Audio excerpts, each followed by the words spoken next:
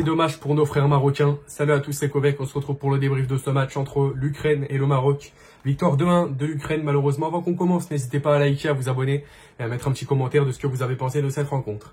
Le Maroc qui s'incline malheureusement 2-1 face à l'Ukraine. L'Ukraine qui s'impose du coup. On va parler de ce match. Le Maroc avait l'occasion de se qualifier directement pour la suite, sachant que l'Espagne est déjà qualifiée pour les quarts de finale des JO 2024. Le Maroc avait l'occasion de faire pareil avec la victoire face à l'Argentine et peut-être une victoire aujourd'hui, mais non, j'avais prédit 2-1 pour le Maroc. Sachez que je suis algérien, voilà, j'étais pour les frères marocains. C'est dommage. Et on va parler des joueurs par joueur et on va commencer par parler d'Achraf Hakimi qui a fait un très bon match pour moi. Il a été très costaud sur son côté droit. Mais bon, voilà, au bout d'un moment, Hakimi, il peut pas faire le match tout seul.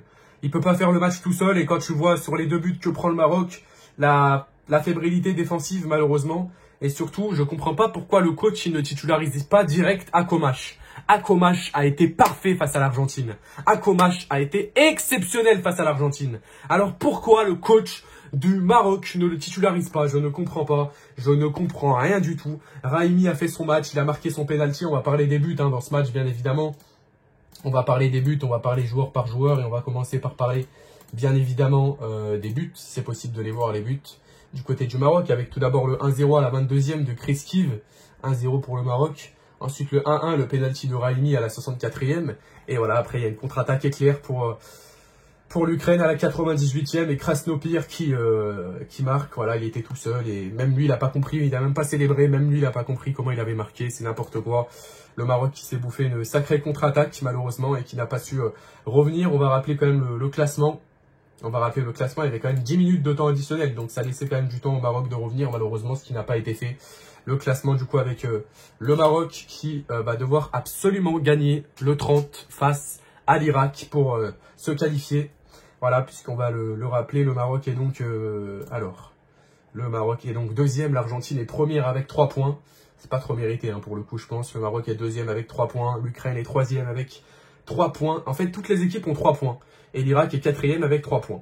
Donc voilà, en cas de match nul contre l'Irak, il me semble que ce serait l'Irak qui passerait, puisque ça serait ce scénario-là avec le goal average. Mais bon, on est encore loin de ce scénario.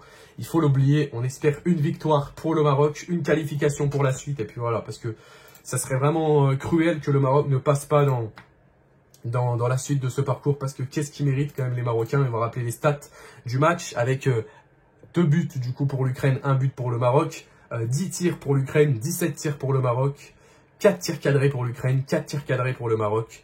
On va rappeler la possession avec 40% de possession pour l'Ukraine, 60% de possession pour le Maroc. Mais un Maroc qui s'est fait surprendre malheureusement dans les dernières minutes et que c'est dommage. Que c'est dommage, et on va parler des joueurs que j'ai pas trop appréciés pour le coup. Footballistiquement parlant, pas humainement parlant, mais footballistiquement parlant, on va parler des joueurs que j'ai pas trop appréciés sur le terrain.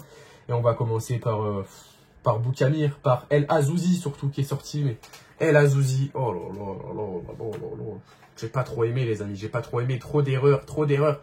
Il y a certes des fois récupérer le ballon, il arrivait bien à la récupérer, mais trop d'erreurs défensives, il se fait trop passer dans le dos, c'est trop dur pour lui, on le sent physiquement, on le sent défensivement, on le sent moralement aussi, c'est trop dur pour lui en défense. Je trouve que El Khanous a fait un superbe match, pour le coup il a d'ailleurs 7,2, pour moi Hakimi et El Khanous sont les 2 hommes potables et Raimi sont les 3 hommes potables de cette équipe du Maroc. Le reste, voilà, Munir a fait un mauvais match malheureusement, il aurait pu faire mieux le gardien du Maroc. Après voilà, c'est pas forcément de sa faute, pour moi c'est la défense. C'est la défense qui allait pas, Targaline a fait un match plutôt correct, mais pour moi c'est la défense qui n'y allait pas. Malheureusement du côté marocain, et on est tous déçus, on est tous dégoûtés. Ils avaient l'occasion de se qualifier dès aujourd'hui, ça aurait suffi pour le classement, ils auraient été premiers les Marocains et c'est dommage qu'ils n'arrivent pas à aller se qualifier tout simplement. Sachant qu'on rappelle que les Marocains et toutes les autres équipes de football ont le droit de titulariser 3 joueurs de plus de 23 ans seulement. Donc voilà, malgré les joueurs qui sont là, malgré les cracks, les pépites qui ont été là, Ezabde qui a fait 2-3 belles performances, sinon c'était pas un match de folie non plus Ezabde. Il prend trop de temps à centrer, c'est trop un joueur qui veut trop montrer, qui veut trop faire la star pour moi. C'est comme avec Shaibi, avec l'Algérie. C'est des joueurs qui veulent trop faire les stars, trop montrer qui ils sont, etc. Mais on vous connaît, ça y est, centrez, arrêtez de vous prendre pour des Neymar ou des je sais pas quoi, il faut centrer, il faut marquer, surtout quand il y a 2-1 comme ça. Allez de l'avant pour votre équipe au bout d'un moment.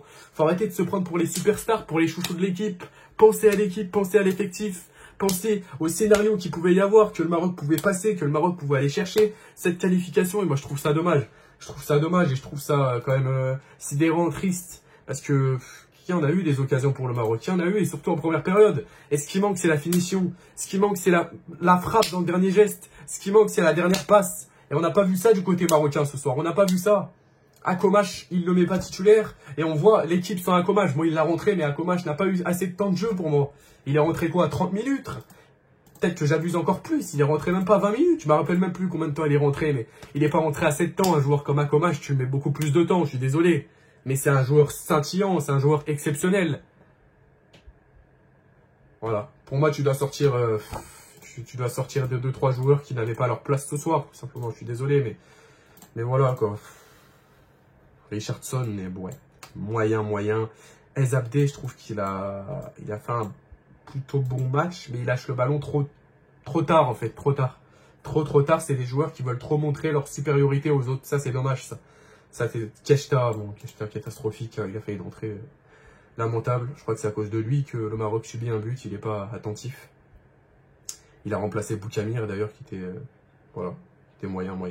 Bon, c'était Kovac, c'est tout ce que j'avais à dire pour ce match. Le Maroc devra absolument gagner dans 3 jours. Et moi, je vous dis ciao.